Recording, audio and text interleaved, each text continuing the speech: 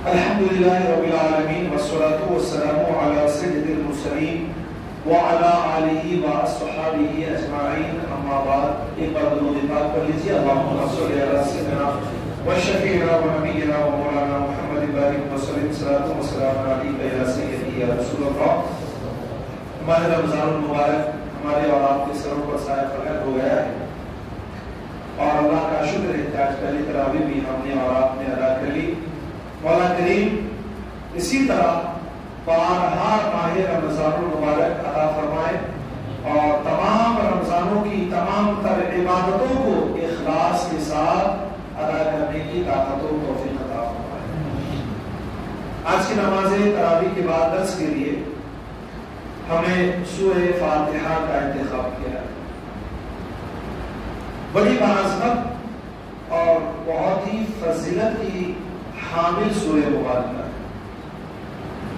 اور اس سورہ مبارکہ پہ مختلف نام ہے لیکن جس نام سے معروف ہے مشہور ہے اور جو نام قرآن پاک میں لکھا گیا ہے وہ سورہ فاتحہ.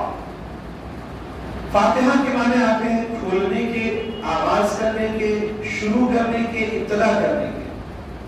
چونکہ قرآن کا آغاز اسی سورہ مبارکہ سے ہوتا ہے، قرآن کو کھولتے ہیں تو افتتاح اسی سورہ مبارکہ سے ہوتا ہے. اس لحاظ سے اس سورہ مبارکہ کو سورہ فاتحہ کے نام سے پکارا جاتا ہے اور یاد کیا جاتا ہے. سورہ مبارکہ بہت مختصر ہے، فقط 7 آیتوں پر مشتمل ہے، لیکن اپنے مختصر ہونے کے باوجود سورہ فاتحہ 7 آیتوں پر مشتمل ہونے کے باوجود اس نے ایک زمانے کا رخ بدل دیا.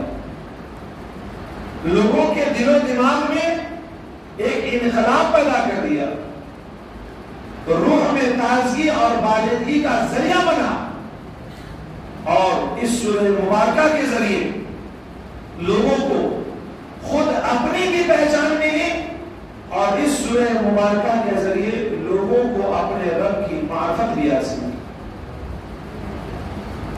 بلکہ عالم تو یہ ہے کہ اس سورہ مبارکہ کی عظمت یہ ہے کہ قرآن کا آغاز اسی سورہ مبارکہ سے ہو رہا ہے. آپ اس سورہ مبارکہ کی عظمت کا اندازہ لگا سکتے ہیں کہ پورے قرآن مبارکہ میں کسی بھی سورہ مبارکہ سے قرآن کا آغاز ہو سکتا تھا، مگر یہ سورہ مبارکہ اس قدر فضیلت کی حامل ہے کہ قرآن مجید کا آغاز اسی سورہ مبارکہ سے کیا. اور عالم یہ ہے اس سورہ مبارکہ کی عظمت کا کہ نماز میں قرات کا آغاز بھی اسی سورہ مبارکہ سے ہوتا ہے. اگر 2 رکعات کی فرض نماز ہے تو دونوں رکعاتوں میں اسے پڑھنا واجب قرار دے دیا گیا. 3 رکعات یا 4 رکعات کی فرض نماز ہے تو اول کی 2 رکعاتوں میں سورہ فاتحہ کو پڑھنا واجب قرار دیا گیا. آپ اندازہ لگائیں کہ نماز میں قرات کا آغاز اسی سورہ مبارکہ سے ہو. نماز میں ضم سورہ کوئی بھی پڑھے، اگر فرض کی 2 رکعات ہے تو دونوں رکعاتوں میں پڑھنا ہے. فرض کی 4 رکعات یا 3 رکعات ہے تو 2 رکعاتوں میں اس کو پڑھنا واجب قرار دے دیا گیا. اس کثرت سے سورہ فاتحہ کا نمازوں میں پڑھایا جانا سورہ فاتحہ کی عظمت کو واضح کر رہا ہے اور بیان کر رہا ہے. عالم تو یہ ہے کہ یہ سورہ مبارکہ وہ ہے کہ جسے نازل ہونے میں بھی اولیت حاصل ہے. یہ اور بات ہے کہ سورہ مزمل اور سورہ مدثر کی چند آیتوں کو نازل ہونے کے اعتبار سے اولیت حاصل ہے، پہلے نازل ہوئی ہے، مگر مکمل سورہ مبارکہ جو سب سے پہلے نازل ہوئی ہے وہ سورہ فاتحہ ہے. اب اس سورہ مبارکہ کی عظمت کا اندازہ لگائیں کہ اس سورہ مبارکہ میں کیسے مضامین رکھے گئے ہوں گے کہ قرآن پاک کی تمام مکمل سورہ مبارکہ کو جو سب سے پہلے نازل کیا گیا وہ سورہ فاتحہ کو نازل کیا گیا. اور اس سورہ مبارکہ کی عظمت کا اندازہ اس سے بھی لگا سکتے ہیں کہ نزول کے اعتبار سے اس سورہ مبارکہ کو مکی اور مدنی دونوں ہونے کا شرف حاصل ہے. وہ سورہ مبارکہ جو حضور کی ہجرت سے پہلے نازل ہوئی اسے مکی کہا جاتا ہے، اور جو سورہ مبارکہ حضور کی ہجرت کے بعد نازل ہوئی اسے مدنی کہا جاتا ہے. سورہ فاتحہ وہ سورہ مبارکہ ہے کہ جسے اللہ کریم نے حضور کی ہجرت سے پہلے بھی نازل فرمایا، حضور کی ہجرت کے بعد بھی نازل فرمایا. سورہ مبارکہ اس قدر اہمیت کی حامل ہے اور اس کے مضامین اتنے خوبصورت رکھے گئے ہیں کہ حدیث پاک میں آتا ہے کہ جب بندہ اس سورہ مبارکہ کی تلاوت کرتا ہے اور کہتا ہے الحمدللہ رب العالمین، تو رب فرماتا ہے کہ میرے بندے نے میری حمد کی ہے.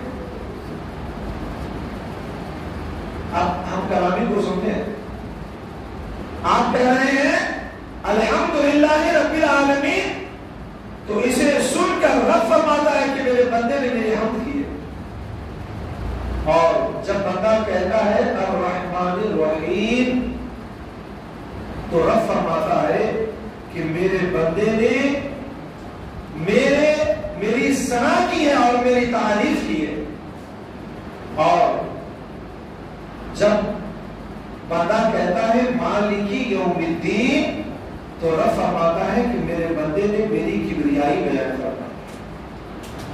اور پھر جب بندہ کہتا ہے ایاک نعبد و ایاک نستعین، تو رب فرماتا ہے کہ یہ میرے اور میرے بندے کے درمیان ایک راز ہے. اور پھر جب آخر کے پورے آیتیں پڑھ دیتا ہے اهدنا الصراط المستقیم صراط الذین انعمت علیہم غیر المغضوب علیہم ولا الضالین، تو رب فرماتا ہے کہ میرے بندے نے مجھ سے جو مانگا ہے اس کو دیا جائے گا. اسی حدیث کی بنیاد پر علماء نے اخذ کیا ہے کہ سورہ فاتحہ 7 آیتوں پر مشتمل ہے.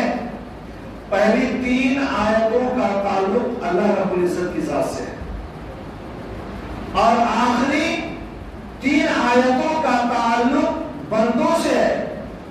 اور ایک آیت مبارکہ جو درمیانی ہے ایاک نعبد و ایاک نستعین، اس آیت کا تعلق رب سے بھی ہے اور بندے سے بھی ہے،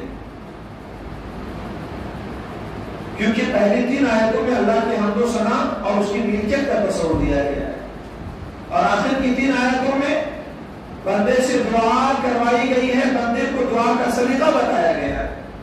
اور یہ جو آیت مبارکہ ایاک نعبد و ایاک نستعین، اس آیت مبارکہ کا تعلق اللہ کی ذات سے اس طرح ہے کہ بندہ اس آیت میں اللہ کی عبادت کا اقرار اور اظہار کرتا ہے اور اللہ ہی کے مددگار ہونے کا اقرار و اظہار کرتا ہے. گویا کہ اللہ کے 2 صفات کا تصور ہے. تو اس آیت مبارکہ کا تعلق اللہ کریم سے بھی ہے، اور چونکہ اس کا اقرار بندہ کرتا ہے، بندہ اپنی عاجزی کا اظہار کرتا ہے، بطور دعا بھی مانگتا ہے، اس لیے آیت مبارکہ کا تعلق بندے سے بھی. اس سورہ مبارکہ کی عظمت کے ساتھ ساتھ یہ سورہ مبارکہ بڑی فضیلتوں کی حامل سورہ مبارکہ. عالم یہ ہے کہ اس سورہ مبارکہ کو سورۃ الشفاء کے نام سے بھی یاد کیا جاتا ہے، اور وہ اس طور پر کہ حدیث پاک میں فرمایا گیا کہ اس سورہ کے اندر اللہ کریم نے شفا رکھی ہے کہ بندہ اسے شفا کی نیت سے پڑھے تو اللہ کریم اسے ذہنی، جسمانی اور بدنی تمام امراض سے شفا عطا فرما دیتا ہے. بلکہ سورہ مبارکہ کو سورۃ الدعاء کے نام سے بھی یاد کیا گیا، اور وہ اس لیے فرمایا گیا کہ سورہ مبارکہ کو 100 مرتبہ پڑھ کر کے بندہ اللہ سے جو دعا مانگتا ہے اللہ کریم اس کی دعاؤں کو قبول فرما لیتا ہے. بلکہ عالم یہ ہے کہ اس سورہ مبارکہ کے حوالے سے سب سے زیادہ صوفیہ نے اور بزرگوں نے فائدہ اٹھایا ہے. اولیاء اللہ اور صوفیہ نے اس سورہ مبارکہ کو رب کا قرب پانے کے لیے سب سے زیادہ استعمال کیا ہے. اور پھر صوفیاء کرام نے اپنی کتابوں میں اس سورہ مبارکہ کے مختلف وظائف لکھے ہیں اور لکھا ہے کہ اس سورہ مبارکہ کو اس طرح پڑھا جائے, اس طرح پڑھا جائے, اس طرح پڑھا جائے تو اللہ کریم بندے کو مختلف مقاصد میں کامیابی عطا فرماتا ہے. اگر طریقے مل گئے تو ٹھیک ہے, جاننا چاہے تو رابطہ کر لے, نہیں تو میرا اپنا اذعان اور یقین کہتا ہے کہ بندہ جس نیت سے اس سورہ مبارکہ کی کثرت سے تلاوت کرے گا اللہ تعالیٰ اسے کامیابی عطا فرما دے گا. اس لحاظ سے صوفیہ نے اس سورہ مبارکہ کی بڑی کثرت سے تلاوت کی ہے.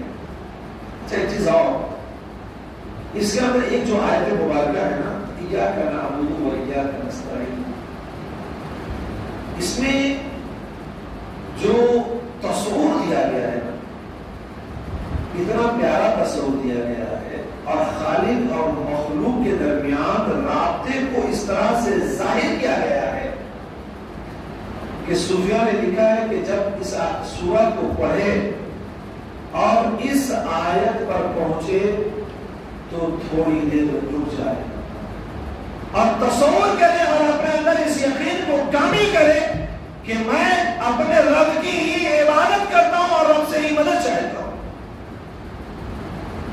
دیکھیے پڑھنے کو تو ہر کوئی پڑھتا ہے, مگر فائدہ جو لوگ اٹھاتے ہیں نا واقعی صوفیہ کی جماعت ہے.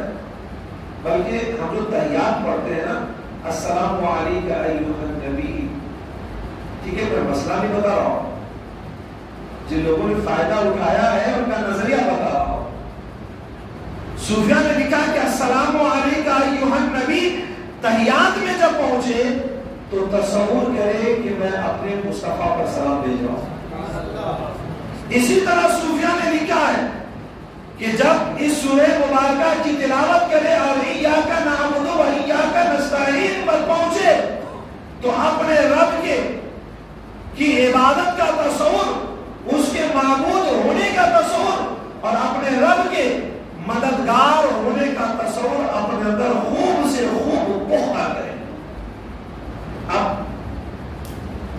اس سورہ مبارکہ کا تھوڑا ترجمہ سنیے تاکہ ترجمے کے ذریعے اپنی زبان میں جب اس قرآن کی سورہ مبارکہ کا مطلب واضح ہو جائے گا نا تو فائدہ یہ حاصل ہوگا کہ جب جب پڑھیں گے تو اس آیت مبارکہ کی لذتوں کو محسوس کریں. اچھا ایک چیز اور سن لیں, جب بھی قرآن کا آغاز کریں, قرآن پاک کی تلاوت کا آغاز کریں تو اعوذ باللہ من الشیطان الرجیم بسم اللہ الرحمن الرحیم پڑھ لیا کریں, پھر قرآن کی تلاوت کا آغاز کریں. اور علماء نے لکھا ہے کہ پڑھتے پڑھتے کوئی نئی سورہ مبارکہ آ جائے سورہ توبہ کے علاوہ تو وہاں پر اعوذ باللہ من الشیطان الرجیم پڑھنے کی ضرورت نہیں ہے, بلکہ بسم اللہ پڑھے اور آگے کی سورہ مبارکہ کی تلاوت کرے. چونکہ بسم اللہ الرحمن الرحیم صرف ایک سورہ مبارکہ کا جز ہے. سورہ نحل ہے نا, سورہ نحل کیا نام ہے, سورہ نحل. سورہ نحل میں بسم اللہ الرحمن الرحیم آیا ہے تو اس سورہ مبارکہ کا مکمل جز ہے. بقیہ کسی بھی سورہ مبارکہ کا یہ جز نہیں ہے بلکہ مستقل ایک آیت ہے جسے ہر سورتوں کے درمیان فرق پیدا کرنے کے لیے اس کے آغاز میں لکھا جاتا ہے. اب چونکہ سورہ فاتحہ کے ساتھ بسم اللہ کو لکھا گیا تو دونوں کو ملا کر کے ایک کام کی بات سن لیں. حضرت عثمان بن ابی العاص رضی اللہ تعالیٰ عنہ آقا کائنات کی خدمت میں تشریف لائے, فرمایا یا رسول اللہ جب سے اسلام لایا ہوں بدن میں درد رہتا ہے. حضور نے فرمایا کہ جہاں پہ درد رہتا ہے وہاں پہ ہاتھ رکھ دیا کر اور 3 مرتبہ بسم اللہ الرحمن الرحیم پڑھا کر. کتنی مرتبہ؟ 3 مرتبہ. اور 7 مرتبہ حضور نے ایک دعا ارشاد فرمائی کہ اسے پڑھا کر اعوذ بعزت اللہ وقدرتہ من شر ما اجد واحاذر. حضور نے فرمایا کہ جہاں پہ درد ہے وہاں پہ ہاتھ رکھ، 3 مرتبہ بسم اللہ الرحمن الرحیم پڑھ، 7 مرتبہ یہ دعا پڑھ. حضرت عثمان بن ابی العاص فرماتے ہیں میں نے یہ عمل شروع کیا، دھیرے دھیرے درد جاتا رہا، پھر لوٹ کر نہیں آیا. کیونکہ ہمارے بھی بہت سارے ایسے افراد ہوتے ہیں جوان بزرگ بڑے کہ کسی نہ کسی حصے میں درد رہتا ہے. پورے یقین کامل کے ساتھ آپ اس کا ورد کریں، انشاءاللہ العزیز اللہ اس درد کو ضرور دفع فرما دے گا. کیونکہ ہماری اور آپ کی باتوں میں جھوٹ کا امکان ہو سکتا ہے، اللہ اس کے رسول کی باتوں میں جھوٹ کا امکان نہیں ہو سکتا. جب حضور نے ارشاد فرما دیا تو فائدہ پہنچنا ہی پہنچنا ہے. بس ہمارا یقین اور ہمارا ایمان پختہ اور مضبوط ہونا چاہیے. اب فرمایا گیا الحمدللہ رب العالمین، تمام تعریف اللہ کے لیے جو سارے جہان کا پالنہار ہے. ساری تعریف اس اللہ کے لیے جس نے اس دنیا کو بھی اور اس دنیا کو بھی کمال کو پہنچایا، انتہا کو پہنچایا. اس دنیا کو بھی جو پیدا کرنے والا ہے اور اس دنیا کو پر عروج اور کمال تک پہنچانے والا ہے، اور آخرت کا بھی جو خالق ہے اور آخرت کو بھی جو کمال تک پہنچانے والا ہے، وہ ذات کون ہے؟ اللہ کی ذات ہے. جب دونوں جہاں کا پالن ہارا وہ ہے تو تعریف کا بھی مستحق وہ ہے. الحمدللہ رب العالمین. ایک آیت بھی ہے اور بندے کو یہ بھی بیان کر دیا گیا کہ جب وہ اللہ کی تعریف کرنا چاہے تو کیسے کرے، تو کہا ایسے کرے الحمدللہ رب العالمین الرحمن الرحیم، جو انتہائی مہربان اور ہمیشہ رحم فرمانے والا ہے. اللہ کی حمد و ثنا بیان کی گئی، اس کے بعد اللہ کی 2 صفات لائے گئے، رحمان اور رحیم. اس لیے لائے گئے کہ بندے سے اس بات کا اقرار کرایا جائے کہ تمہارے اعمال ایسے نہیں ہیں کہ تم اللہ کے عذاب سے بچ سکو، مگر تمہاری نافرمانیوں کے باوجود، تمہارے گناہوں کے باوجود، تمہارے جرم و خطا کے باوجود اگر تمہیں حیات دے رہا ہے، تمہیں زندگی دے رہا ہے، سانس لینے کی طاقتیں دے رہا ہے، دنیا کی غذائیں فراہم کر رہا ہے، تو صرف اس لیے کہ اس کی ذات رحمان ہے، اس کی ذات رحیم ہے. اس تصور کو پختہ کرایا گیا ہے.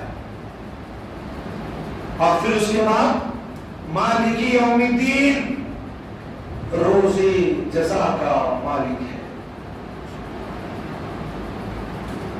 اس آیت کریمہ پہ جب پہنچتا ہوں تو بڑی عجیب و غریب کیفیت سے گزرتا ہوں اور عجیب و غریب احساس ہوتا ہے کہ سورہ فاتحہ میں تصور دیا گیا کہ روز جزا کا مالک ہے، اور تصور ہی نہیں دیا گیا، تعلیم ہی نہیں دی گئی، بلکہ بار بار ورد کرایا گیا. فرض نماز پڑھو تو بھی اس کا ورد کرو مالکی یوم الدین، واجب پڑھو تو بھی ورد کرو مالکی یوم الدین، سنت پڑھو تو بھی ورد کرو مالکی یوم الدین، نفل پڑھو تو بھی ورد کرو مالکی یوم الدین. تمہارے اندر یہ تصور پختہ ہو جانی چاہیے کہ سنو وہ روز جزا کا مالک ہے، کہ تم دنیا سے جو بھی اعمال کر کے جاؤ گے ایک ایک عمل کا حساب تمہیں اس کی بارگاہ میں دینا ہے. تعلیم دی گئی، تصور دیا گیا، بار بار پڑھا کر کے تصور کو پختہ کرایا گیا. اب ہم اور آپ ٹھہر کر کے تھوڑی دیر اپنے اعمال کا جائزہ لیں تو کیا ہمیں اپنے عمل سے نہیں لگتا ہے کہ ہم جس کا اقرار کر رہے ہیں اسی کا عمل سے انکار کر رہے ہیں؟ ہم رب سے پڑھ کر کے بار بار جو وعدہ کر رہے ہیں اسی کی وعدہ خلافی کر رہے ہیں کہ ہمارا تصور ہمارا یقین پختہ کرایا گیا کہ ہمیں اپنے ہر عمل کا حساب دینا ہے. باوجود عالم بھی ہو گیا کہ مسلمان پڑھتا بھی ہے مالکی یوم الدین، مگر زناکار بھی مسلمانوں میں ملتے ہیں، شراب خور بھی مسلمانوں میں ملتے ہیں، سود خور بھی مسلمانوں میں ملتے ہیں، رشوت خور بھی مسلمانوں میں ملتے ہیں، چغل خور بھی مسلمانوں میں ملتے ہیں، جھوٹے بھی مسلمانوں میں ملیں گے. اب سوچیں کہ کون سا اعمال بد ہے جو مسلمانوں میں عام نہیں ہو گیا، عام ہو گیا. تو پھر مالکی یوم الدین کہنے کا مطلب کیا تھا؟ مطلب یہ ہوا کہ زبان سے تو آپ نے کہہ دیا، اس کو اپنی زندگی میں نافذ نہیں کیا، زبان سے تو کہہ دیا، اپنے عمل میں نہیں لایا، زبان سے تو کہہ دیا مگر عملی اعتبار سے پختہ نہیں کیا.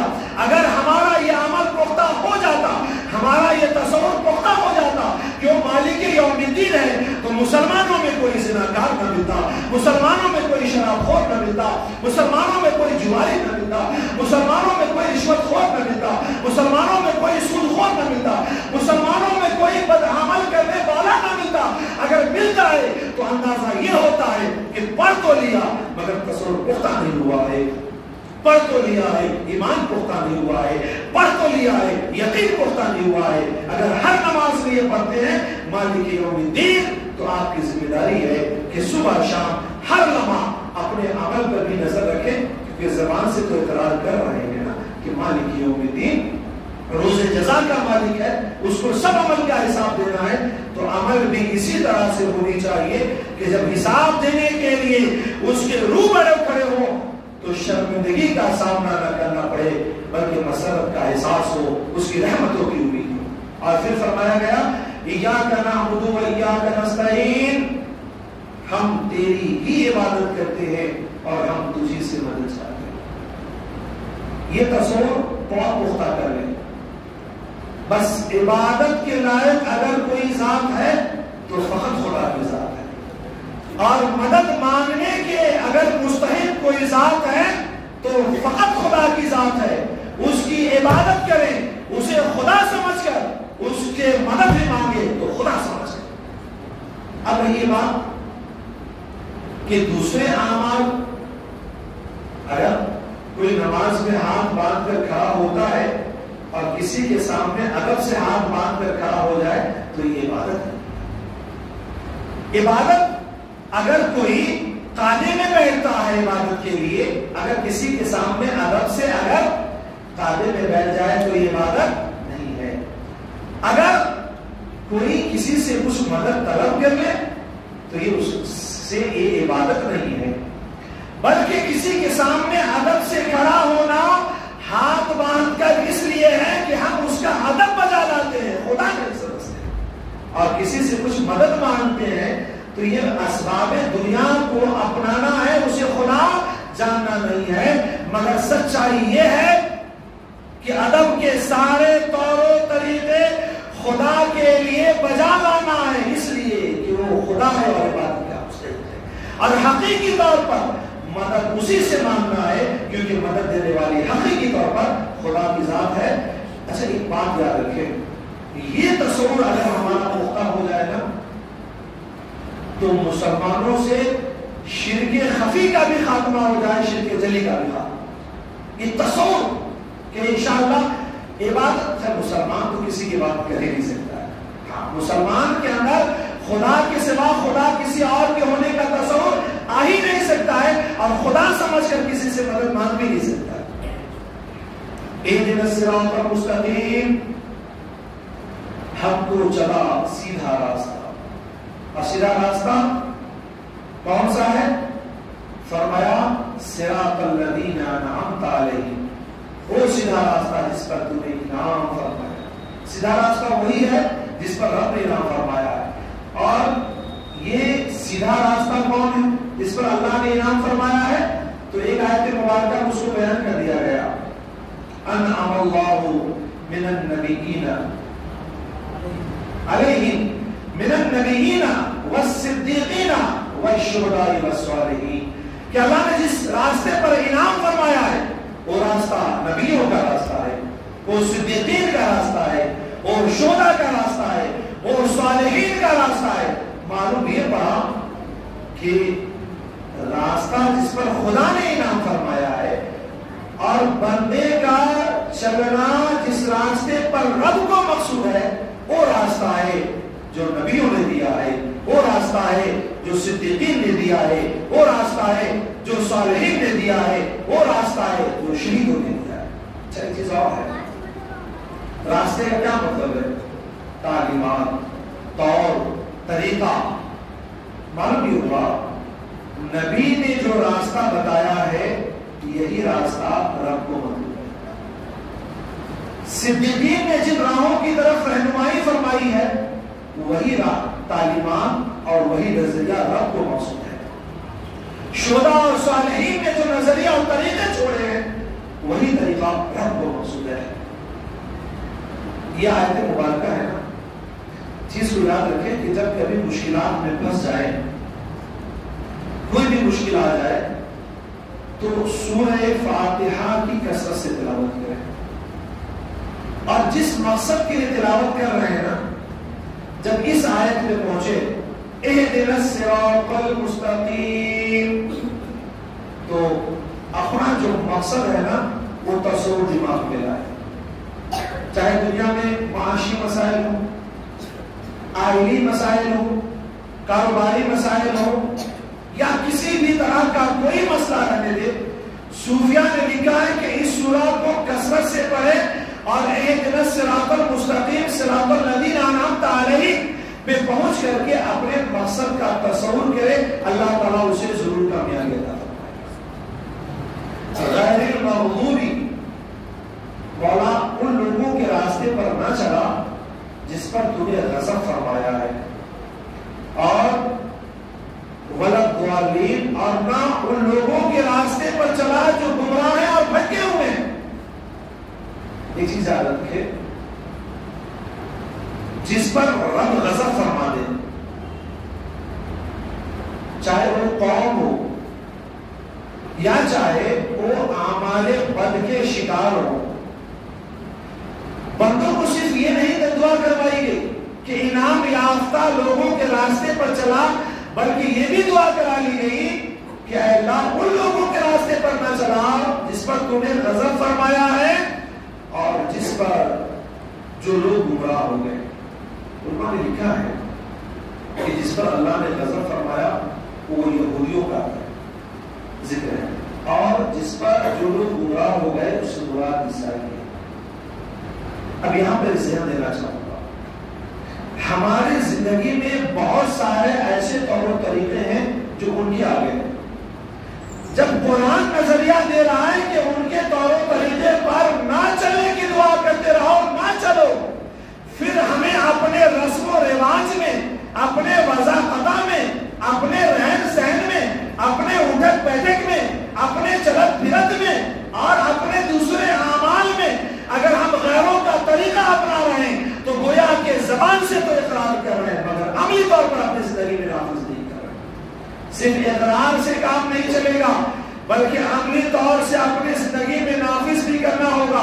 اگر آپ نے اقرار کر لیا ہے کہ ہمیں نہ گمراہوں کا راستہ چلنا ہے نہ ان لوگوں کا راستہ چلنا ہے جس پر رب نے غضب فرمایا ہے، تو عملی زندگی میں بھی یہ کوشش کریں اور کرنا ہی چاہیے کہ ہمیں وہی طریقہ اپنانا ہے جو طریقہ اسلام کا ہے، ہمیں وہی طریقہ اپنانا ہے جو طریقہ قرآن کا ہے، وہی طریقہ اپنانا ہے جو طریقہ سنت مصطفیٰ سے ثابت ہے۔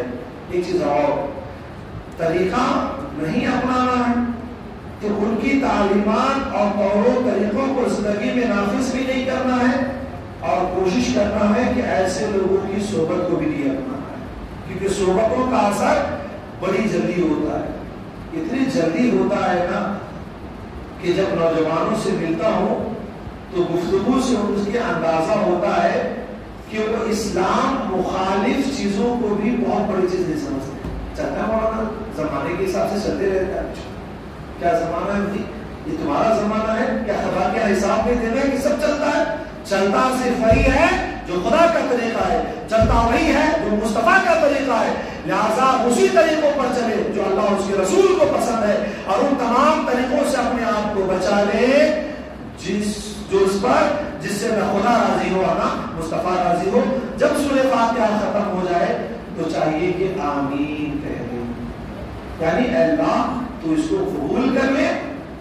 ہمارا نزدیک یہ ہے کہ ہم آمین آہستہ کہیں. وما علینا الا البلاغ وآخر دعوانا الحمدللہ رب العالمین. مولا کریم ہم تمام لوگوں کو اس ماہ مبارک کی قدر کرنے کی توفیق عطا فرمائے. مولا کریم اس ماہ مبارک کی تمام تر عبادتوں کو خشوع اور خضوع کے ساتھ ادا کرنے کی توفیق عطا فرمائے.